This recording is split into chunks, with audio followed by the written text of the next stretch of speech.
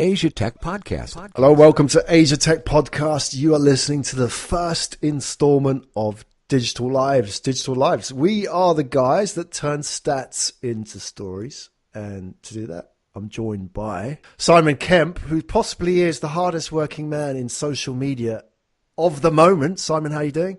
Good, thanks, Graham. Good to be with you. I can't begin to explain how much you've done in terms of pushing data out into the blogosphere, the universe of the internet in the last few weeks. You've published, 5,000 slides or something?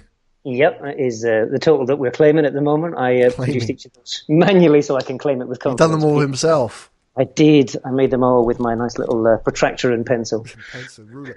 This is the We Are Social Hootsuite report. Tell us a little bit about it first before we dive into tonight's discussion.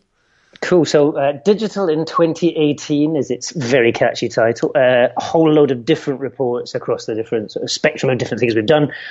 So there is a sort of main report which gives you an overview of all of the really important global stats, gives you great comparisons between lots of different countries. So we've got 40 sort of focus economies where we give you the comparisons for almost every data point, but then we feed in all sorts of data from the total of 239 countries and territories that we study. You can tell I've been talking about this for quite a long time, can't you? Rattling these numbers off. But yeah, so it's basically everything you need to know about the internet, social media, mobile, and e-commerce in pretty much every country in the world. And it's free? It is absolutely free, so you'll be able to read and download all of those 5,000 charts on the interwebs. Sure, there's an easy way of sending people links. Links aren't the easiest things to talk about in a podcast, but yeah, we'll make sure those are available for all the listeners as well. But we are very pleased to give you them all for free. I know, it's insane. 5,000 charts. I just can't get my head round how much work goes into producing 5,000 charts.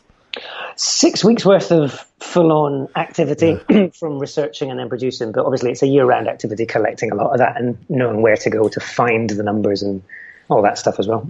Yeah, and you got some pretty impressive stats on SlideShare as well, right? I mean, how many views have you racked up there? Yeah, so today is Friday. We published on Tuesday morning. We are rapidly approaching 200,000 views in that's going to be 3.5 days? Is my maths all right? It's a bit embarrassing when somebody that collects stats doesn't do it, isn't it? But yeah, so just delegate that part. Totally. Well, the report should tell me the stats automatically, easy. So, do you? Yeah.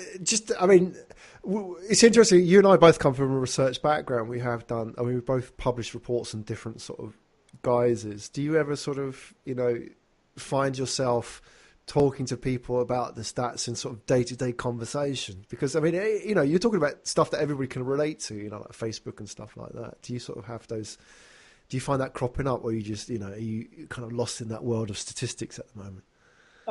I do find myself having these conversations and saying that out loud. I realise I am that guy that you get stuck with at the party, is just giving you stats.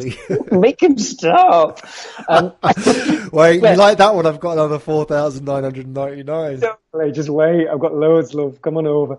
But I think what's really interesting is that it is that sort of turning stats into stories, which is the bit I get excited about. And that's kind of where this podcast has come from, is this idea that there are numbers, but there are always really interesting anecdotes behind those numbers, and it's those bits that add value. So, yeah, I do talk about the stats, but I try and make it a little bit more interesting than just vast amounts of numbers.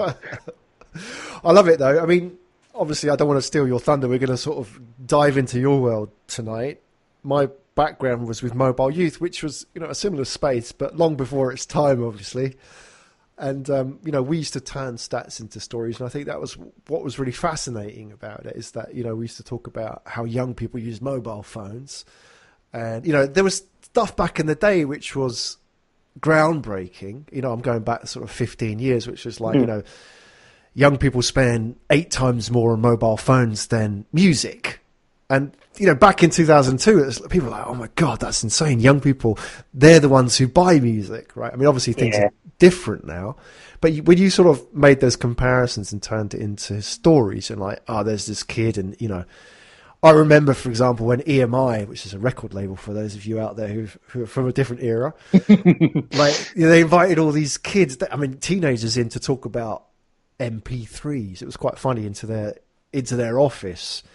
And they got all these must have been about 2000, 2001. And they got all these teenagers who shuffled into this room. And it was sort of classic, like, oh God, here come the teenagers. What do we do? It's like, instead of looking at them through sort of the glass mirror type thing, they had they sat them around in a table and they asked them about, do you use Napster?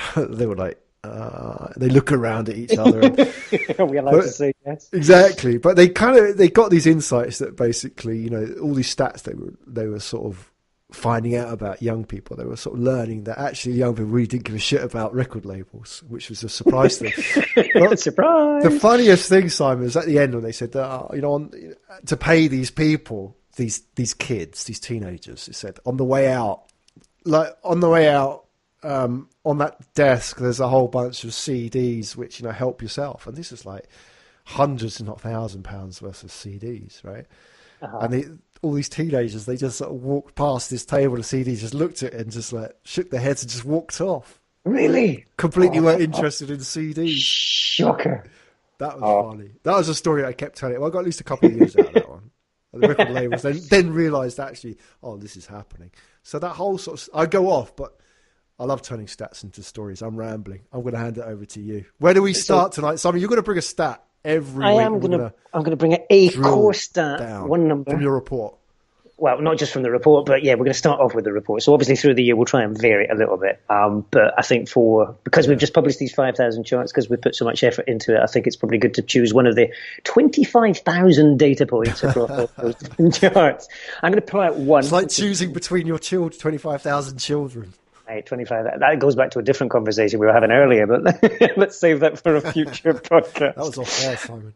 Totally. I'm going to choose one number, which is my favorite. And ironically, it's not one that we published in the report. It's one that we pulled out from two different data points. The number we're going to look at this week is people will spend 1 billion years of human time online in 2018. Absolutely staggering stat. 1 billion years. That's a lot. I know it's a lot of time. Right. Let's unpack that a little bit. What do we need? What does that mean? So I'll give you some context to that. There are now 4 billion people around the world using the internet today. So that's a brand new milestone that we announced in this report, but it's not the one that we're looking at today. But if you think about that, right? So 4 billion people, 1 billion years over the course of a year, you can sort of easily look at a bit of maths, right? Just to make sure you get 1 divided by 4, you mean?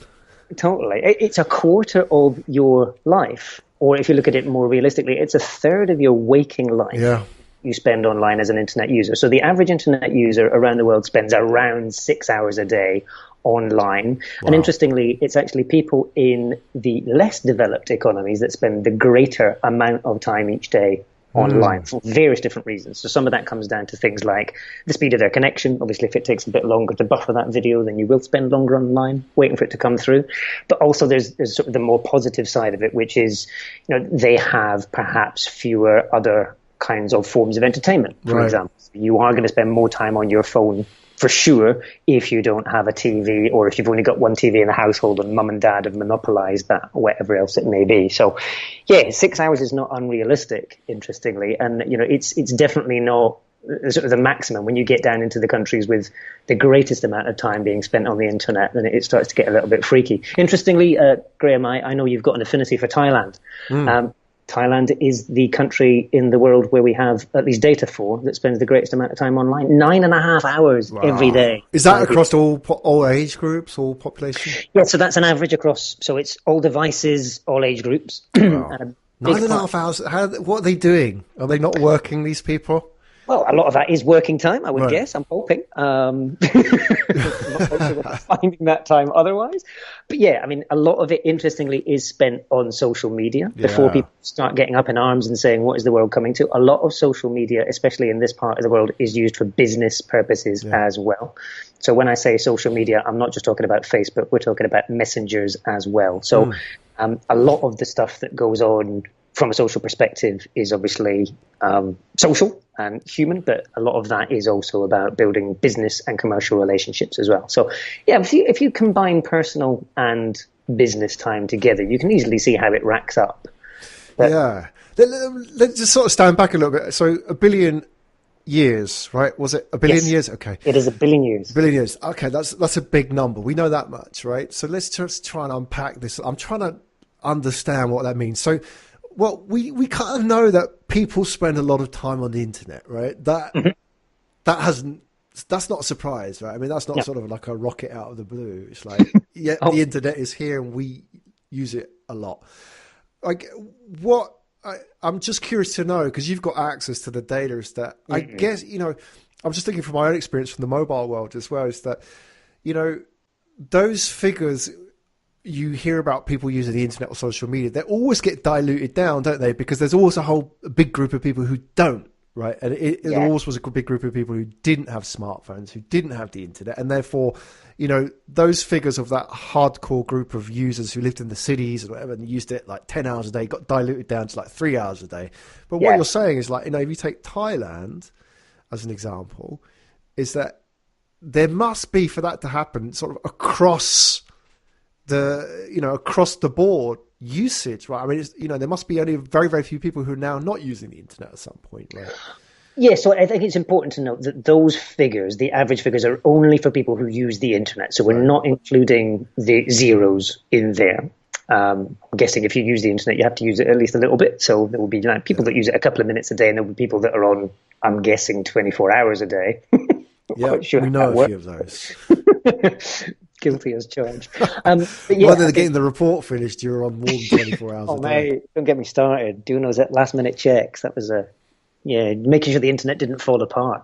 But you're right, there are, inevitably within that, there are people who use it a lot less, and there are people who use it a lot more than the average. But I think when you get to the stage where, 9 hours a day, the average person probably needs 7 to 8 hours of sleep a day. We're looking at more than half your waking hours spent using a device. But let's break that down a little bit. Okay, so you've got using social media, but you've then also got things like buying your groceries. If you've got a streaming service like Netflix, then even your TV time becomes internet time because theoretically it's TV, but it's connected TV, if that makes sense. You've got your messengers, you've got checking the weather. Are there any things in your life today, any aspects, even the most personal aspects? We warned that we were going to get into sensitive territories. Sounds like we're going there. We're going there now. But are there any aspects of your life where you don't have some form of connectivity? Let's have a think about this. We're having to think hard about this. I'm just thinking, when I'm on my bike, but even then, does it count? I mean, I have like because I have a connected watch for my watch. That's connected, mate. It's impossible. Yourself. Ta-da. Yeah, no, I give up. Maybe when I'm in the shower for like 5 minutes a day. This is the last remaining, and this is one of those bits that where there's water. Companies are actually, and if you go to things like what's that show that happens at the beginning of the year in Vegas? My mind's gone completely blank while the new tech stuff comes out. CES. Thank you. CES. Dear God, how embarrassing. You've got places like that, and they have like connected speakers for your shower. Yeah. And, you've totally got these things. So I think. What about you? Can you name a time? No, and this is the funny thing, right? So I'm going to make confessions which sound like they're a little bit too personal, but I talk about this at conferences as well. Toilet time. For our non-British speakers, we're talking about lavatory time or washroom time, yeah? When you're in the washroom. This is, and I'm not alone in this apparently, but lavatory time is certainly some of the time when we catch up on social media or we look at things like BuzzFeed. I'm not going to talk about the other things that we do. We'll keep it slightly clean to start with. But there's sort of that thing about taking the phone into bed, isn't it? I mean, I've stopped doing that because I think it's just like I do actually need some time outside of the internet. And what I've done is I used to have a charger for my phone, which was up in the bedroom, but now I leave it downstairs in the office, so I can't take my phone up and put it by the bed. So I think you have to kind of ring fence a little bit, otherwise it's just, I don't know. Maybe I'm old school. Maybe younger people don't give a cat. Apparently, young people don't. You're absolutely right, and these are choices that you make, but there is that sort of health research out there that says if you spend too much time on your phone just before you go to bed, then the blue light that comes out affects your sleep patterns and stuff like that. And, it is important that we have balanced diets, whether it's for food or for activities and whatever else. So I think there is a danger that if we spend too much of our life staring at a screen, we get an unbalanced perspective on the world and what's going on. So, without a doubt. Yeah, so much as it brings vast amounts of benefit, I think we do need to temper it a little bit as well. I think we'll look back 20 years from now and go, goodness, did we really not realize that that was going to be an issue? Yeah. Or did we only spend 6 hours of our waking lives on the internet? How is that possible? Exactly. Go back to, I mean, I was fascinated. You talked about Thailand. I know obviously Thailand's got a very high social media and internet usage. How did it sort of, without the exact figures, obviously you can get this from the report, but just sort of comparison in Asia. I mean, obviously if you went back to my era of mobile, Japan would have been the top in those figures, and Korea maybe. But how do things look now? Which are sort of the heaviest internet users? Absolutely fascinating. So I always get a surprise when I look at the figures for Japan. Right. So global average 6 hours. We talked about Thailand being 9.5 hours. Uh-huh. Japan only spends an average of 4 hours a day online, apparently. Wow. And that is... So that's smartphone, everything, right? So that's both fixed connection, mobile connection, you name it. That's across connections. I can give you the mobile number. Actually, the mobile amount in Japan is just 1 hour and 20 minutes. Why do you think that is? Why do you think Japan's sort of half of what it is in Thailand? Because you spent quite a lot of time in Japan and you know Southeast Asia pretty well. What do you think? Yeah, so I've lived in Thailand, spent quite a lot of time in Japan. I confess I'm a bit confused. I think either it's just the way that people think about, because this is survey based. I think this is some of the best data that's out there. So this set of data comes from Global Web Index, who are some of my favorite providers of data for anything connected. It's survey based. So obviously you ask people a question and they give you an answer based on their interpretation of that question. I have a suspicion that there are certain things that people think about, for example, messenger use. Yeah.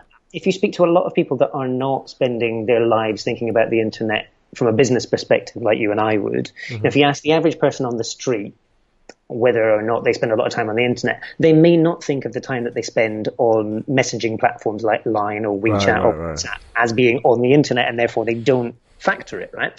If you look at things like, especially places like Japan, where Line is the predominant social platform, is that a phone application or is it an internet application? That's where some of the confusion comes in. Although, to be honest, I think that Japanese people do actually spend less time on the internet compared to a lot of other Southeast Asian countries. I can't tell you why, and this is it's one of those stories that I'd love to go and dig deeper into. I'll be back up in Japan in a couple of weeks. We'll get at the coalface. I'll throw an idea out there. I don't know. It's just random. I don't know if it's true, but and obviously I live in Japan, so yeah, you can keep it. I have authority when I speak on behalf of the nation. Is that I don't know. I mean, YouTube, I think, is probably, and I'm sure you're going to put me right, but I imagine YouTube is a major source of leisure usage of internet. Around the world. Yeah. Yeah. And Japan, just like YouTube, it's so undeveloped compared to the rest of the world. I mean, if you look at the channels on Japanese YouTube, it's nothing. I mean, they don't have PewDiePie or anything like that. So, you know what I mean? I mean, these have a big impact if you're in the English-speaking world. You've got access to all this content, but if you're in Japan, you just kind of, a lot of it still looks like content coming out of TV. So, I don't know. That's just one random theory. Well, see, this is one of those great things where you've got data and then you've got the reality that you observe, and you've always got to balance those two things together. You can use data to inform, but you've got to see real life as part of that. So I'm going to give you an alternative perspective. I've just as we speak, this is real time stats here. This is very exciting for a nerd like me. So I've pulled up the Japan report. The most active social media platforms. Again, this is Global Web Index data. So again, it's survey based rather than active user numbers as reported by the platforms. Interestingly, 70% of users in Japan watching YouTube. Oh, compared to apparently 54% using Line. Well, that really surprises me as well, mate. So I'm with you. These numbers, I'm like, I'm not. I'm very, very. But you're right. You're right. You're talking about self-reported data. Yes. So I mean, you've got. I mean, it's like asking people how many times a week do you work out. It's like, I work out 12 times a week. Totally. Or what did you eat today? Like how many calories? Exactly. But I guess like with Line, I mean, it's obvious you watch YouTube because you watch a video, but with Line, it's like one message, and I think a lot of people. I know a lot of people who use Line, but very sporadically, so then maybe they come under that sort of category. Yeah, and I think the way that people interpret their own activities as well, you're right, there will be some selective reporting, and there will just be some, like, the way that you misunderstand yourself. You don't know how much time you spend doing certain things until somebody presents it to you and you go, wow, that's a bit of a shock. Wow. So, yeah, I mean, I think that this is one of the best reasons why we include the Global Web Index data, is that you can compare and contrast what people say they do with what the platforms themselves report. Yeah. So I think that's very important, not just for Japan, but for every country. So if you are one of those listeners that has these sort of interests in what people are spending their time doing, go and dig into the data. If you've got questions, you can always ask me. I'm always happy to look at these anomalies myself, because there's always good stories lurking in things that people are surprised by. Yeah, for sure. I mean, let's go back to that data point. You said Japan was 4.5 hours. Thailand was 9.5. Was it correct? Yes. Right about that. Who else was sort of near the top in Asia? Were you surprised by what you found? No. So the Philippines comes out really high, but the Philippines has been the highest user of social media for the last 3 years in a row. So that one probably didn't surprise me. They're spending roughly 40% of their time online on social media. Brazil coming in quite high. So they're in third place, 9 hours and 14 minutes. We then got Indonesia, South Africa, Malaysia. I'm not going to read the whole list out to you, but it's quite interesting. Developing markets. It's more of that sort of not high, so it's not your G20, for example, that are topping that list out. So the first of the G20, I'm looking sideways, which is why my voice has gone funny. The first of the G20, or the sort of super developed economies to come in, is Singapore. Sorry, no, Taiwan comes in just before them. But if we look at sort of countries that I can talk about with a little bit more authority, Singapore coming in at 7 hours a day, which is quite interesting. But that's still obviously quite well ahead of the global average. And then you've got a whole cluster of countries sitting around the 6 hour mark. So for perspective, both China and the US spend 6.5 hours on average. Average-ish. Correct. Interestingly, the UK just under 6 hours, and South Korea is only 5 hours. So yeah, that's interesting. I would have thought they were like quite high. Yeah, maybe it's. I'm suspicious as to whether or not it's the amount of time that you've had to get used to the internet. And that might sound like yeah. It's not meant that way. Also, if you look at countries like the US, the UK, and that kind of stuff, I mean, you still have other kinds of entertainment and access to devices that, maybe legacy. Controversial point.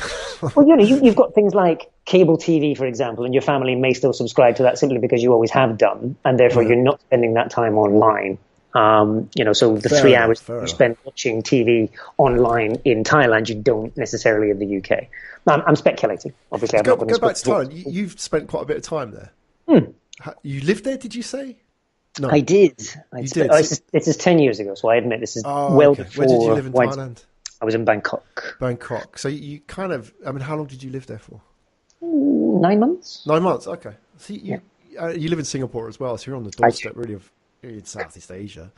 Any excuse to go back as well. I love Thailand. Yeah. So you understand Thailand better than the average person outside of Thailand, so that's sort of, you're not just some guy who's got some data on Thailand. You understand it a little bit better than the average. Why do you think they're right at the top?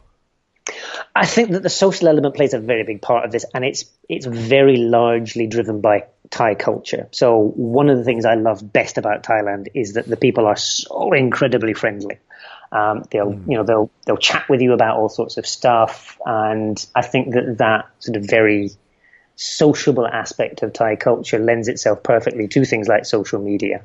So whether it's going onto Facebook and Instagram to share stuff, or whether it's having ongoing conversations on platforms like Line. So interestingly, Line is the biggest messenger platform in Thailand.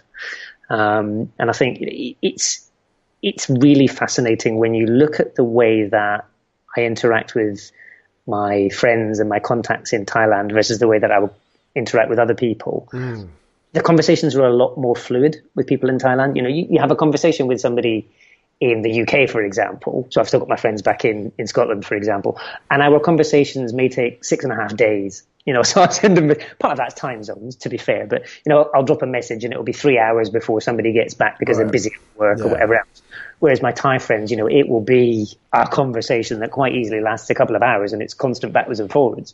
So I think a big part of, if you look at, I said the countries at the top of that list, Thailand, the Philippines, Brazil, Indonesia, they're very sociable cultures. Friendly, I think it's the word, isn't it? Yeah, as well. These are places where people love to get together and discuss things. That's interesting. I mean, if you were to do some sort of correlation, go back, what are those 4 countries you just said? Thailand, Brazil, Philippines, Indonesia. Yeah, I mean, you know as well as I did, those people are very friendly in all of those countries. I mean, you go to Indonesia, that's amazing, like how friendly they are to you as a foreigner, right? Definitely. And similar experience in Thailand. I haven't been to the Philippines, but from what I hear, it's pretty similar, right? So, and then could you do some kind of correlation between friendliness index? Because I'm just curious to know who was at the bottom. UK, Japan, Korea. I can't speak for Korea. I live in Japan, but the UK certainly would not be on the top half of the friendliness index, right? I know friendliness, it's a very cultural thing, but they're not being rude, but it's just that sort of standoffishness. I mean, Japan's very standoffish. UK is very standoffish.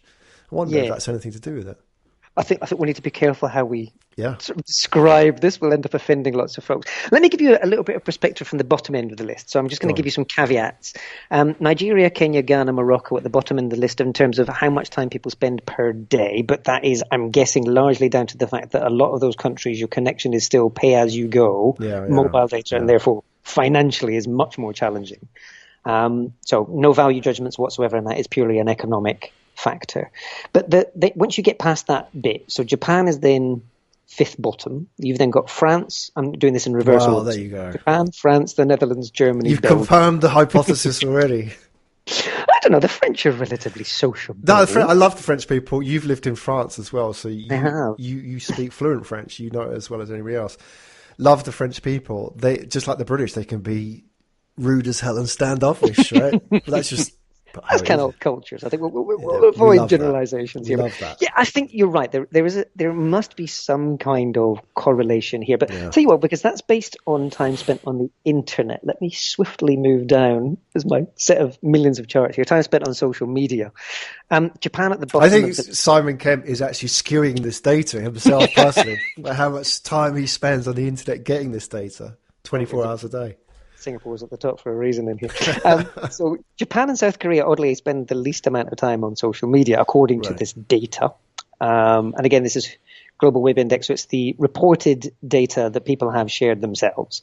So this is questioning people's own perspectives, not necessarily Global Web Index's data, which I think is great. I think that's interesting because the majority of those users spend their time on messengers. They do not spend as much time on social networks. And I think that's interesting. If you look at a country like Philippines, they spend a huge amount of time on different platforms. So in the Philippines, you've got a lot of people on Facebook Messenger, but also on I'm going to call it the vanilla Facebook platform. You know what I mean? The core Facebook. Yeah. Also spend quite a lot of time on all sorts of other platforms as well. Whereas in places like South Korea and Japan, they're very focused on their individual local apps. So there is an international element to this as well. South Koreans, because they spend so much time on Kakao Talk, only really then talk to Koreans and the Korean diaspora on Kakao Talk. So they've got a lower sort of pool, a smaller pool rather, of people they can talk to around the world. That's interesting. Whereas, you look at somewhere like the Philippines, where there is obviously a significant contingent of overseas foreign workers around Southeast Asia and the rest of the world. Yeah, sure. Especially the Middle East, Yeah, correct. So they're spending a lot of time on social chatting to friends and family overseas. I think it's a big part of that.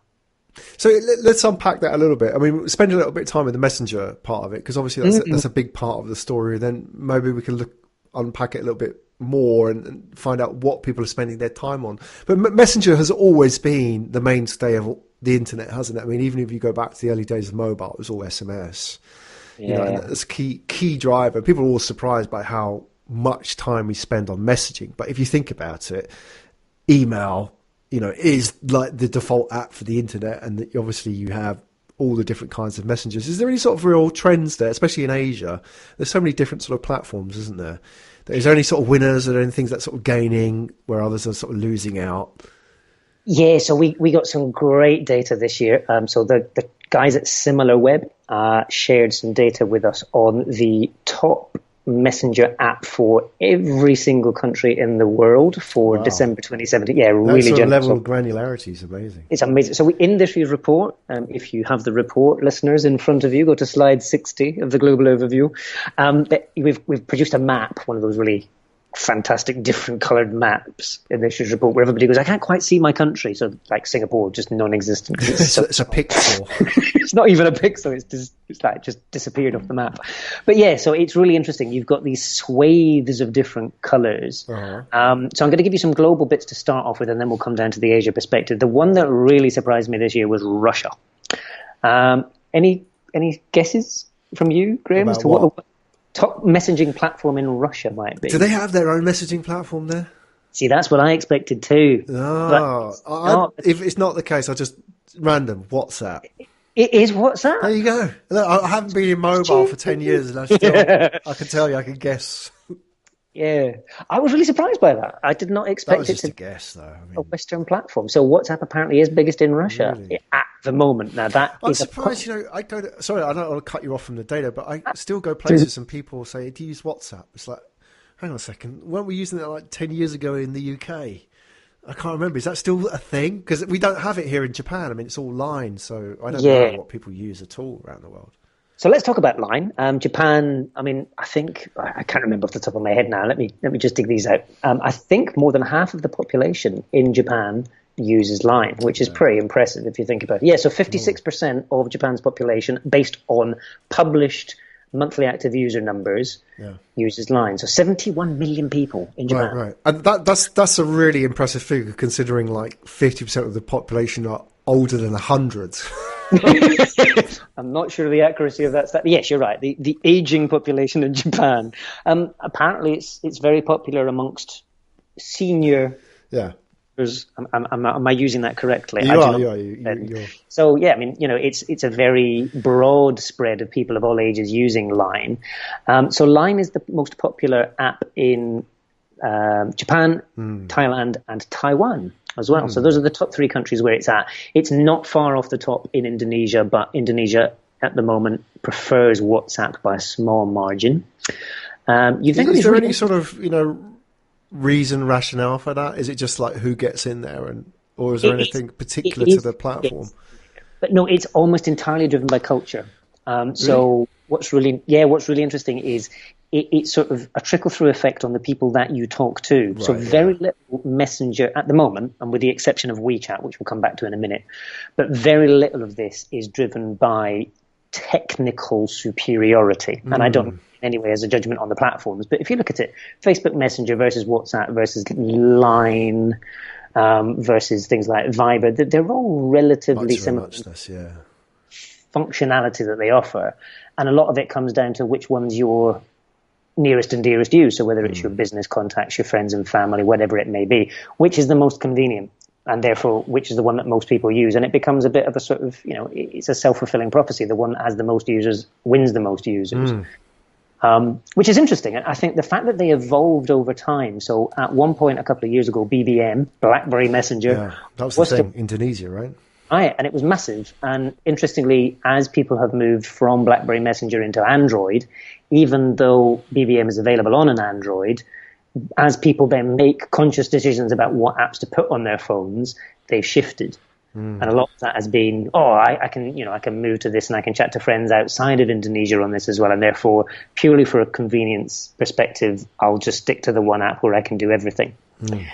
And, you've got 128 countries around the world where WhatsApp is top, and this is based on the similar web data. You've then got 72 where Facebook Messenger is top. So 200 countries are using a Facebook Inc. produced platform, and then 25 countries where we have data where it's not that. So it's, it's just I don't know what that is, 12.5%. Wow. The world doesn't use a Facebook platform. If you look at that trend, especially because you've been in this for a number of years now, it was always a discussion at conferences back in the day, like, we're all going to move on to this platform. It's going to be unified messaging. Does that ever get closer, or is it just constantly, unifying, fragmenting? There's no outstanding winner, or are we sort of moving towards, like the Death Star of messaging? What's the story? Well, it's interesting, right? So based on the number of countries, like I said, WhatsApp ahead by a significant margin. But in terms of active monthly users, both Facebook Messenger and WhatsApp are still tied at 1.3 billion. And that's based on the latest numbers that they've published as platforms. I'm always fascinated by this because every year I look at WeChat and I look at the the change in what WeChat as a platform offers, and I'm staggered. So I think we need to give some context for people who have not spent any time in mainland China. Yeah. WeChat is an app in two parts. There is the WeChat that we see outside of mainland China, and there is Weixin, which is the one that is for mainland Chinese users. If you use Weixin within mainland China, it is the entire internet and more in one app. You can renew your passport on WeChat. You can pay for things at a vending machine using WeChat. You can book doctor's appointments. You can pay your parking. You can do everything. Oh, and by the way, you can talk to your friends and family as well. Oh, yeah, that. And what's really interesting is always when it comes down even just to the messaging aspect, people don't type into Weixin anymore. They record audio snippets. So you may see this even with, the Chinese diaspora. If you see them they hold their phone screen in front of their mouths and they talk at it. And then they hold it out and they look at it, and then they sort of hold up the speaker on the bottom of the phone and they hold that to their ear. It looks very odd to people that haven't experienced stuff in mainland China, but people tend not to carry headphones around with them in mainland China. I cannot explain why this is, but so they'll hold up the speaker to their ears to listen to things in that way. It's just fascinating. So yeah, sorry, I deviated a lot there. WeChat. I don't think you deviated because that's the whole thing, isn't it? That if you take WhatsApp, I haven't used WhatsApp for a while now, but I'm sure it's pretty much as I used it 5 or 6 years ago. Yep. Whereas WeChat is just it's completely evolved. It's why is that? Is that just the company behind it, or is there something specific? We're getting sort of maybe off base on the digital lives things, but is there something going on that's specific to China and the Chinese?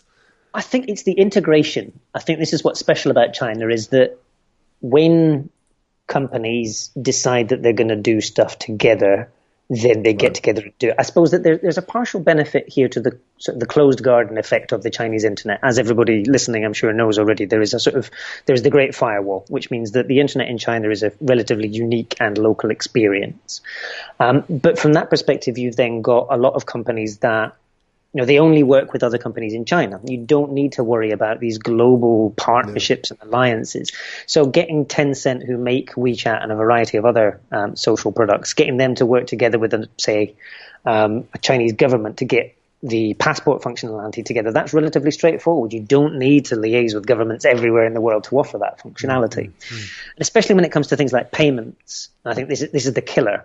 Is that the payment ecosystem in WeChat is so advanced compared to any other country in the world. You can send money to each other as, just, I owe you for dinner, I'll send you the money. And to the extent now where a lot of restaurants in China do not accept cash. You simply pay money via WeChat. So if you're a tourist and you don't have the local version of Weixin, you can't pay. So it was a great story. I had a friend who was up there the other day, and he went into a restaurant because he loves eating local food, which I would always encourage everybody to do. Go and eat the local food in any country you're in.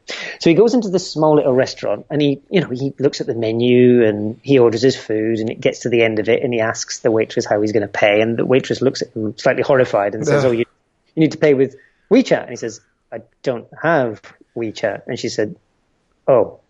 So they went through this really convoluted method where he ended up having to give this poor lady cash, and she then paid from her phone to pay for his meal. So but that's how integrated it is in everyday life. And I think this is where, if you want to see what the future of integrated digital lives look like, then WeChat is a model. Now, it's not going to catch on elsewhere as WeChat, and there are all sorts of slightly sensitive political issues as to why that's the case, and I'm not going to get into those on this podcast for fear of saying things that will upset people. But it is a system where, if we look at it, that is what the rest of the integrated internet should look like. Is the rest of the world going to evolve? Yes. But if you look at what the roadmap for something like Facebook Messenger is, if you look at the stuff that Mark Zuckerberg presented at the F8 Developers Conference a few months back, they're moving it from text-based chat to video chat. Now, it's obviously not quite as exciting as integrated payments, where you'll do everything within one app, but it still has quite significant implications for what the future of social media looks like, for example. So where you were talking about the fact that WhatsApp still looks the same as it did a few years ago, a lot of people that have used it for a number of years have got very comfortable with that. It's super convenient. I don't need to think about it, and in I go. But I think you'll find that the next wave of users coming in, whether it's young folks that are just coming online or whether it's people from nations where they're just starting to get onto the internet, you will see those people defaulting to video chat So less typing and more talking and a lot more sort of, face-to-face interactions, which I think is great because, things like emoji, much as I love them, they evolved because text-based communication is very inefficient from an emotional and empathetic perspective. And obviously, if I can see your face through video, it's a lot better than text. It's still not quite the same as being in the same room as you, but it's a lot better from a social perspective. So we're talking about this in 2018. I'm fascinated. This obviously where we are now. Obviously, we're sort of zooming in a bit on the messaging side, and obviously we can't forget talking about the whole sort of internet and what other things that people use as well. But before we get there, this is 2018. Obviously, WeChat, payments, video messaging, it's already exciting. If we want to go back 18 years, 2000, what we would have been talking about as the future of the internet, we would have been talking about things like, iMode in Japan, like they've got, can you believe it, Simon? They've got 14K collection there now. All right. And all that kind of stuff. So it's just fascinating because, we've seen that happen in Japan. And then now, look, Japan has gone from being a world leader to, only using like 4.5 hours a day. And even though it kind of did the payment thing, and, what you talked about, that sort of consensual approach to building systems, like where you have 4 or 5 companies work together. You could have a manufacturer of handsets, you could have a mobile phone operator, you can, even a bank, all get together and make this thing happen. But China has really nailed it. But it's interesting now, that's kind of reached a head where now they can't expand that into the rest of Asia without that same kind of ease, because they won't have all that kind of walled garden. So it's just fascinating. I mean, everybody talks about how amazing WeChat is, but as you say, I think it's a model really for everybody else to copy if possible, right? Yeah.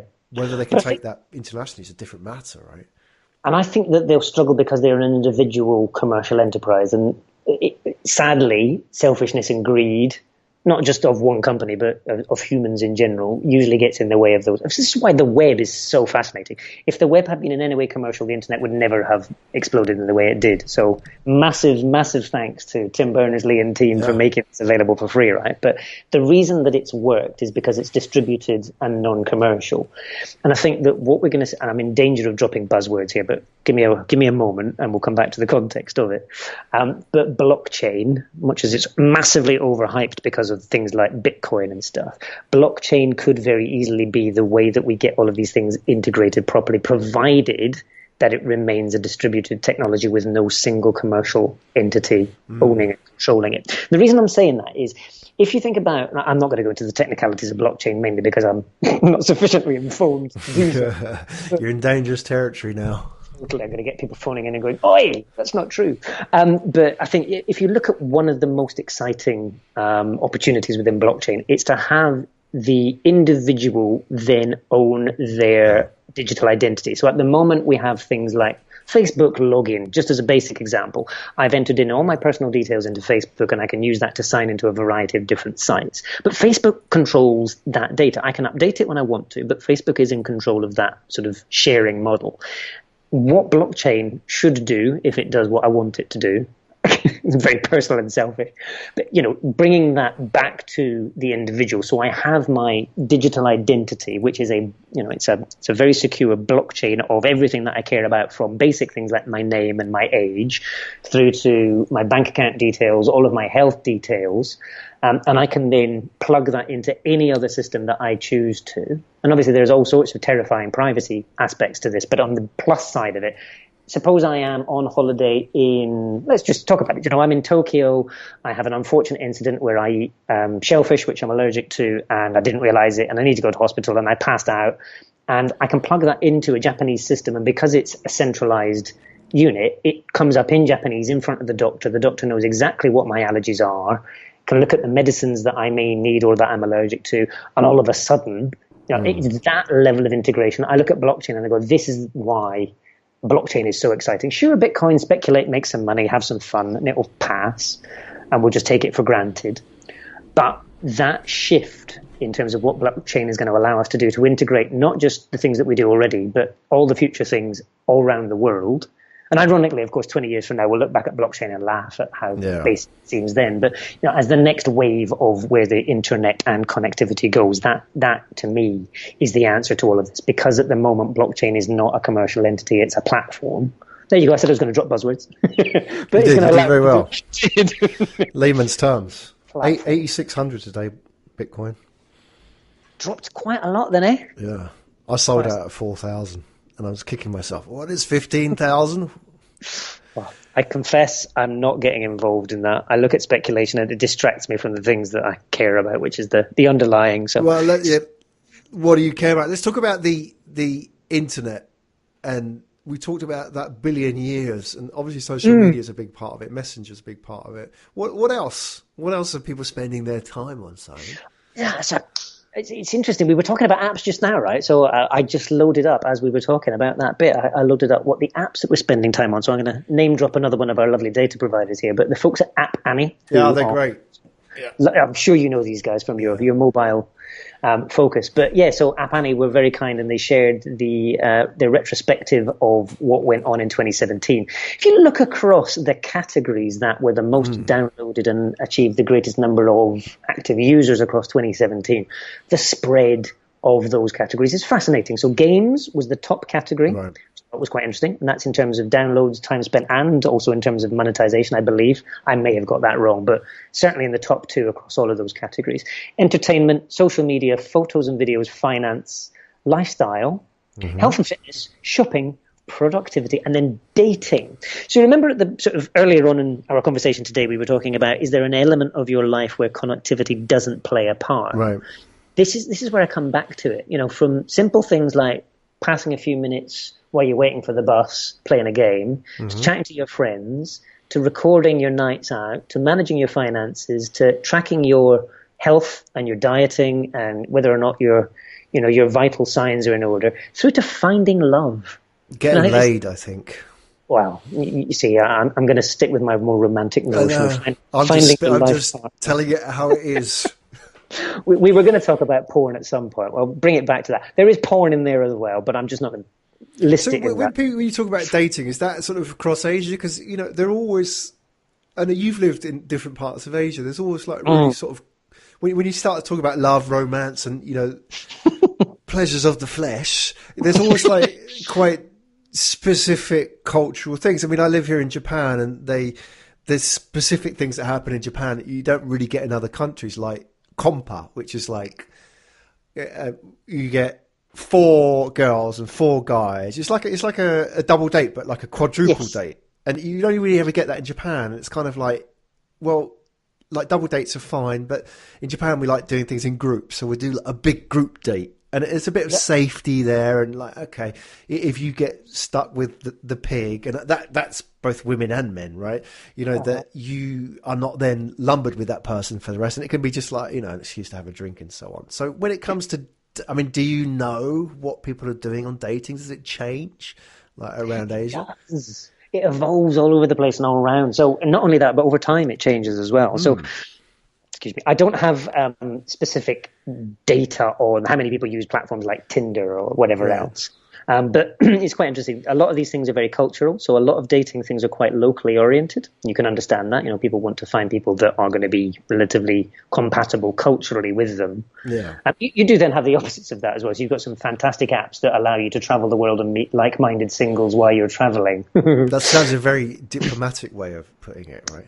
Yes, well, the lady that runs the app in question, who shall remain nameless, did sort of confess at the beginning that an awful lot of the users were just using it for one specific purpose. But fortunately, the service has evolved since then. But I think what's really interesting, so you were talking about things like compa. I was speaking to a lady in Iran. So there's this lady called Nikki. I'm not going to try and pronounce her surname because I'll get it wrong. But Nikki's based in Tehran, and she is my go-to source for insights into Iran and what's happening online. She was telling me these fascinating stories about how teenagers, so they don't call them teenagers in Tehran, they divide them up by decades. So if you were born, it's a bit like China, if you were born in Japan, born in the 90s, then you belong to this. So she was telling me about the the group that is coming of age now, they are all massively active on the messaging app Telegram. It's 14 million users, so it's like roughly half of the population in Iran uses Telegram. It's massively popular with the younger group. And they have, you can do group chats in Iran, and they'll have these sort of, people that are, if I say they're interested in dating, I make it sound very sort of lewd and lascivious, and it's definitely not. This is much more about, it's the social aspect of getting to know people your own age. It's a bit like going to a party. You want to just meet people as well as hopefully find love. Yeah, hanging out online. Obviously, there are different sort of cultural and societal sort of contexts in Iran, although Nikki was telling me that the perspective that we get from the Western media has absolutely no bearing on reality. Sure. Yeah. So there is a massive active nightlife scene in Tehran, which sounds amazing. Although I'm probably too old to experience it now. But anyway, sorry, I deviate again. She was telling me that they sort of have these groups together where they all come together almost organically to chat just with groups and socialize. But then at a certain point, it will reach critical mass and they will all agree to meet in a physical world cafe and they'll get together. And then, of course, some of them will click and they will end up dating and stuff as well. But, their version of dating apps is having conversations with people that are, their friends introduce them to friends. The way that I remember this when I was growing up, you sort of relied on your friends to introduce you to people. Yeah. So it's not like swipe left and swipe right. It's, you might like this person. I'll introduce you to my friend here or my cousin or whatever it may be. So I think, it's a very... We'll go back to what we were going to talk about here. So the stats that have stories, and I think it's always the human element behind the digital that makes it good. I think that the bit that really stands out for me in all the numbers and all those 5,000 charts that I collect is connectivity is for almost everybody except the nerds. Connectivity is a way of making everyday life better, easier, more convenient. And so it's not, let's get obsessed with the technology. It's let's look at the psychology that drives a lot of this. And, everyday people will use the app that lets them do what they want to do better or easier, whatever else. Yeah, it is so true, isn't it? That last point and that story from Iran just sort of illustrates it. I sort of think about my mobile days when I was doing the mobile research with young people, and one of the lines that we sort of just came up with is just like, and you feel free to use this, Simon, because I'm out of that space now. But speaking with pride. Yeah, young people use the online to augment the offline. Yeah, and it was always that. I mean, exactly what you're saying is that if you took the offline away from digital would have very little meaning to very few people. Maybe the nerds, as you say, but even then, there's like offline kind of connectivity at some point. And it's when you talk about these stories, is that if most of it, I mean, I know people connect and they network and so on, but most of the relevance is to the people that they see on a regular basis offline. And that, like people at college or at school or whatever. And, the conversations that happened on Messenger usually are related to offline events. So you have to sort of put it, that's the human element. And I think a lot of technology companies get that wrong. People think people can exist in this online bubble that doesn't have any kind of offline relevance. We're getting philosophical, but I think it's kind of important to ground it somewhere. It is, and it's the divide that too many businesses artificially sort of put into these activities. I think marketing is probably where I spend a lot of my time, and it's also where I see this at its worst. This idea of digital marketing. It's like, wait a minute, these people are identical whether they're in the supermarket or whether they're online. So why are we starting with the technology and then building shit around that instead of let's look at them as people and work out where we're going to have greatest relevance? And I think that's where we start to get problems. If we look at everybody as a person and understand, the basic stuff like Maslow's hierarchy of needs, you go back to what people care about and then look at how can digital deliver that stuff better, then you're in a really good place to start from. So knowing what people care about and how you can give it to them in more convenient ways is a really good place to start. But if you're going, there's this new functionality on this new platform and we can give people bunny ears while they're talking to people they've never met in some kind of do you remember chat roulette? Yeah. You just kind of go, you get these digital marketers going, we're going to jump on it because it's the latest platform. And you go, look, enough with the novelty. Did you ever do that? No. I could see what was going to happen before it happened. I knew where that was going. Any innovation, you walked into that first. I've been married for 20 years. So I'm not confessing or anything. I'm not sort of using this podcast to go into my private life, but I've been married for 20 years. And to me, the internet's probably about 20 years old, if not a little bit more. But it's interesting. Like I see all these sort of dating apps that people have used. So I've never grown up with that. It's like I grew up in an era of dating which is completely different, which is so much more random, which is a lot harder. I see people like using these apps for dating. I think, wow, that's amazing. If I had that in my day, I would like, endless possibilities. But it's just fascinating to see. I don't have any experience. I can't talk from exactly. I'm just yeah.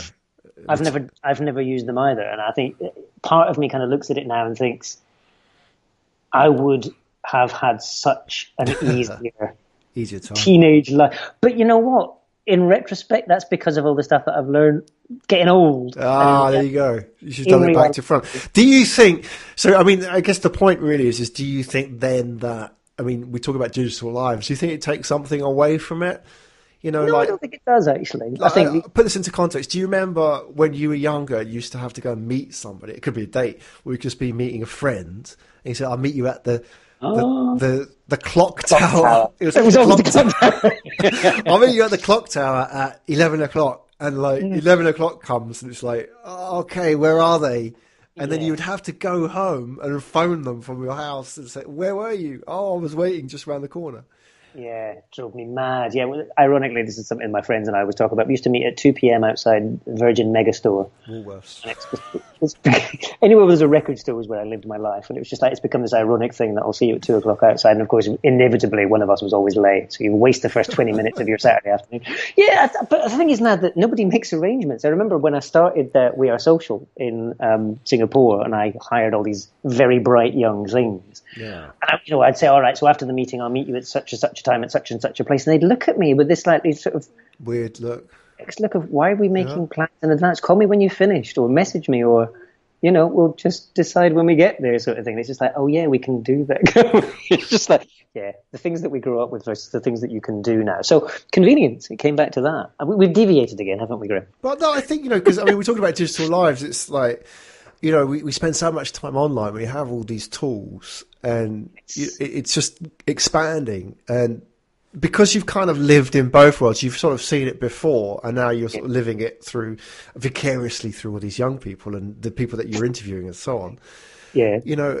I'm just curious because it's like I'm always wondering whether, because it's so much easier, some of the value of that lifestyle has changed in any way. I mean, like take dating, for example, just as an example. It's like, because it's so easy to date people, does it mean that the value of that has changed? Or it's so easy to meet people just to make an arrangement. You don't have to make arrangements anymore. Because I'm just wondering how those things are kind of changing. Because we old guys assume that's how things are done. You just make an arrangement at 5 o'clock because that's the best way of doing it. But is it? Because maybe that's just what we've grown up with. Yeah, well, let's look at dating as a specific example, right? And if you think back to you, I don't know, I'll speak from personal example.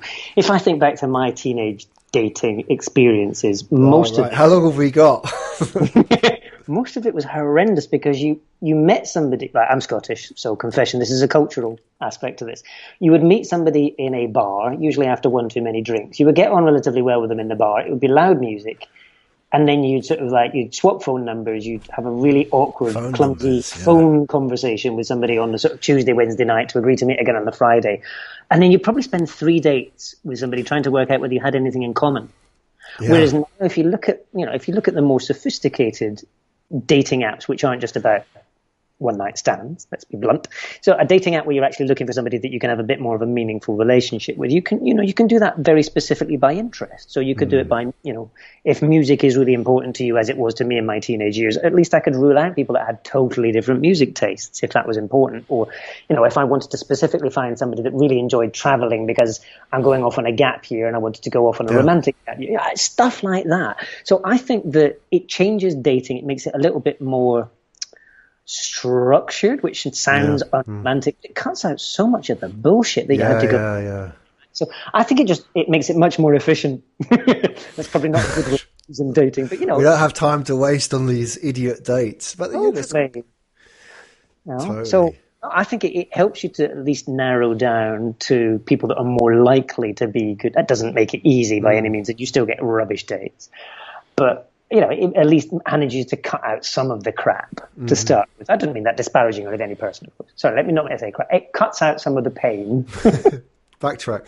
Yeah, but I think it's, I'm just fascinated by this whole. I mean, the whole digital lives thing is just fascinating because you know, everybody that was born really in the last 20 years, the internet has always been there, right? So it's kind of like that's just an assumption of that's how it is. But if you sort of saw life before, then you kind of know what the internet actually means. And it may sound a bit philosophical, but I think it's important because it touches so many different things. I mean, you talked about marketing as an example. Yeah. Is that you can so easily get lost and like the whole sort of digital marketing thing where, you know, it's we have to do this digital thing, right? Whereas, you know, you kind of forget actually there's a human element to this as well. And you take that away and it just, the whole thing doesn't make sense, right? Yeah, and that's true whether it's marketing, whether it's e-commerce, even if it's entertainment and stuff. You know, I think if you look at how content, that magical bucket word, is evolving, and you look at how influencers on YouTube have created content versus the way we used to get TV content, obviously all of that's very different as well. But it all comes back to what is the viewer, what's the audience interested in. It's always going to come back to the same basic motivations and stuff. People are looking for content to distract them for a while, to entertain them for a while, and give them something to talk about with other people, which is always the most crucial bit. So ironically, the best content is stuff that we share with other people. You know, if you remember back, we'll go back to the dating thing, but you know, when you first meet people, especially when you're a teenager, some of the first questions are, what are your favorite bands? What are your favorite books? What are your favorite movies? But that kind of thing. I have to add something there that this probably doesn't happen this much these days, but back in those days, you'd buy like a bag, and there was a shop called Millets in the UK, which is like ex-army surplus, right? Yeah. Which would sell those crappy rucksacks, which you could buy one of those like beige rucksacks, right? I remember them well. Yeah. Every student, they're like standard issue for students. And the reason they were standard issue for students because you could get a permanent marker, and write all your bands on it. Yes. So that was like how we did it back then. It's kind of a bit like social networking, but in a very analog sense, is that for $10 and a permanent marker pen, you could then network with people and say, hey, look, I'm a member of all these kind of groups and Facebook pages that I like. Here are my tribes. Absolutely. No, it's just fascinating because it's always going to come back to what are our essential human needs and wants and desires. I think, you know, all of the stuff that we've talked about today comes back to, can we get more of what we want more easily? Yeah, definitely. Ironically.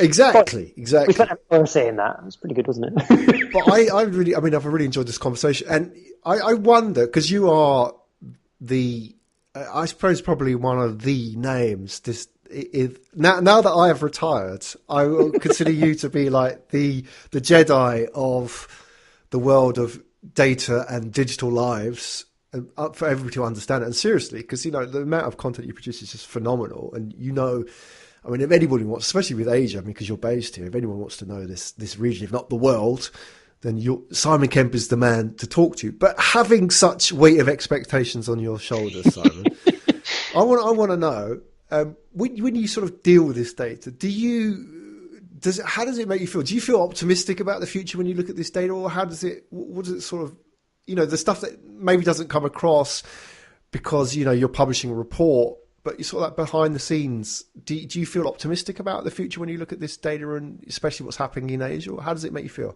Hell yeah. Definitely. It's just really ironic. I'm guessing you didn't know this, but one of the charts, slide 46, is digital optimism, percentage of the population that believes new technologies offer more opportunities than risks. And we've got it broken down by country. I am Who's fully... at the top? Who's at the top is Nigeria, would you believe? Wow, those guys again, they come up with it. Well, they're the guys who they're spending the least time on the internet. That's why because they've only just started using it. Wow, this thing is really good. Just you wait, Sonny. Not seen the negatives yet, but yeah, 80% of Nigerians believe the future is going to be amazing. When it comes to digital, I am very much of the opinion that this stuff is going to bring far more good than bad. Technology is always down to how we use it, and it's down to people ultimately. So the technology is just a tool. I'm not going to do the whole guns don't kill people nonsense, but I think it's very much that we could use this stuff for amazing stuff if we chose to. And I've seen what a lot of that looks like, and I spend an awful lot of my time looking at the potential futures of this, and I get really excited. If you look at things like the abilities that we now have, there is a company in New Zealand that's developed a brain scanner that allows people with incredible disabilities. We're talking quadriplegic you're talking about. Yeah. Not even just that, people that are genuinely locked in. We're talking sort of Stephen Hawking style here. Obviously, Stephen Hawking, he's got that amazing chair, but he's one of the very fortunate few that a lot of companies have invested in developing these things because they want access to his brain for obvious reasons. But there's this company in New Zealand now that have actually developed, I think it's called NOUS, N-O-U-S, and they developed these brain scanners that allow people with severe physical disabilities to control computers and stuff. And it's just amazing watching the stuff that they are now able to do where these people think something, the scanner interprets it, and it allows them to control computers and devices and whatever else. How can you not be optimistic looking at stuff like that? Sure, we're going to have artificial intelligence controlling guns and we're going to kill each other more efficiently than ever. But eventually, we run out of things to fight about if we're all distracted by all the stuff we can do. Porn and dating. Just keep them happy. Bread and circuses, as they say, right? Give them what they want. No, I'm super optimistic about it. I'm not going to pretend there's not bad stuff that will happen, and I hope that fewer people always get the bad stuff. But yeah, no, the future is going to be better, definitely, no question. Oh, yes. Well, I'm super optimistic as well. Now that you are, I feel that if Simon says it's going to be good, it's going to be good, and he knows because he's got 5,000 data points on what it should look like over the next year at least. Totally. I want to get. We should tell the listeners how they can get hold of your report because you've only just scratched the surface today, but I'm sure people have had their appetites whetted. Where do they go? So, we can come back for some more on the future episode, obviously, but I think the easiest place to find me is on the social medias. So Twitter, I'm still using Twitter because I'm slightly old school like that. You'll find me as Eskimon, so Eskimo with an N at the end of it. If you're on LinkedIn, if you search for Simon Kemp Eskimon, then you should be able to find me relatively quickly using that as well. What kind of messages do you want to get? Because I'm sure you must get people say, look, it's a typo, that sort of stuff. But I get that all the time. And 5,000 slides, how is it possible? But is there sort of do you get surprise messages that really sort of make your day? I'm just kind of, what kind of things make you happy? A couple of lovely messages this week that have really sort of cheered me up. But no, I'm not looking for, the things that I enjoy most are when people have clearly got inspired by the data and they've got proper questions about it. So I've looked at this, and I want to know more about that. And a lot of the time, all I'll do is I'll say, I don't know the answer to that, but these people do. And I'll refer you over there. Or, one of the things I enjoy best is connecting people with similar interests and curiosity. So, where people have looked at something and it's inspired them, whether it's a question or an opportunity, that's the stuff that I enjoy most. Obviously, if you spot a typo, let me know. But realistically, I hope it's not only that people There should be a prize, isn't there? 5,000 slides. I mean, there's not a lot of typos in there. I'll be surprised. I mean, it's mostly you've got an army of people working on this. It's actually not. It's me and my wife. Would you believe there's only two of us? Right. In all those and you're just answering the phone. Your wife's doing all the slides. She's doing all the work. She's just shy. She doesn't like the publicity. Interestingly, so the way that we produce, I'll just give you some technicalities here. The way that we produce them does minimize the potential for error. So we get the data in raw from the data providers, and we then plug it into a massive Excel spreadsheet, and that then feeds direct into the slides that we produce. So the opportunities for typos are considerably lower. But a few years back, I did have a very, very embarrassing situation where I'd sort of put in a full stop instead of a comma in a very large number, which obviously changed it from a decimal point to multiplied it by 1,000. Right. So a guy contacted me very soon after I published it and said, just wanted to check, did you mean this? And I said, oh, God, thank you so much for letting me know. That's the power that you have with this data, Simon. It's like that, what's that movie, Brazil, whatever, where he makes some typo and as a result somebody's life changes. Somebody could have built a whole marketing strategy around that, and now you've just got to blow it out of the water. Yeah, exactly. Well, this is the fear, right? That you publish things that are slightly misleading in some way. And, that may be because of the way I've described it. It's got nothing to do with the data provider. It may just be in the context in which they've read it a lot of it. So, somebody contacted me this week and they'd mistaken mobile users for mobile internet users. It very clearly says on the slide, mobile users, but I can see why they'd interpret it that way. But, they'd sort of obviously be building all of this thinking around. It's like, oh, my God, how do I break it to you? Give the man a break. You don't know how long he's up to 6 a.m. doing this. He's only had an hour's sleep. Totally. I've had a lot of fun talking to you, Simon. And you know what? We started off by saying we're going to turn stats into stories. Do you think we achieved it this week? I think we've got a few good anecdotes going on in there. But I tell you what, if anybody does have other anecdotes they want to share on social, that would be great as well. So it's not just about us telling stories. We'd love to hear your listeners' anecdotes. I sound like a radio DJ, don't I? But yeah, please, if you've got great stories behind your data, then we'd love to hear them too, wouldn't we? Exactly. That was my line. You took it straight out of my Sorry. He's getting good. You're just going to do this next week on your own. Next month, we'll be back. This is our first one. We're doing this every month. Aim to get this out once a month. This is Digital Lives Asia, Graham Brown and Simon Kemp on the Asia Tech Podcast Network. And Simon, thank you so much for coming on and sharing your insights and all the details there about how you can go and grab a copy of that report. And we'll put all the details about how you can bug Simon, typos, etc. Cool. Thanks for having me, Graham. Really enjoyed our chat again. See you soon. See you next month. See you in March. Yes. Cheers, folks. You've been listening to Asia Tech Podcast. Find out more at www.asiatechpodcast.com.